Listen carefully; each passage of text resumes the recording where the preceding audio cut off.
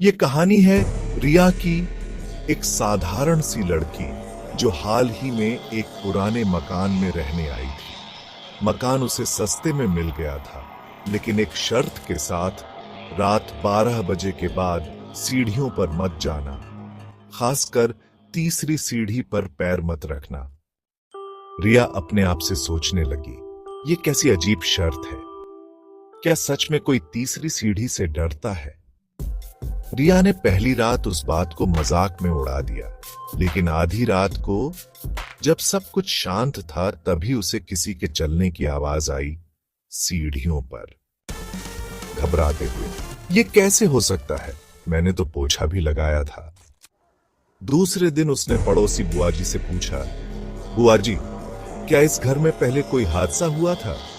धीमे स्वर में, बेटा, सालों पहले एक लड़की राधिका इसी घर में रहती थी। एक रात सीढ़ियों से गिर गई, लेकिन कहते हैं वो नहीं गिरी थी, उसे किसी ने खींच लिया था तीसरी सीढ़ी से।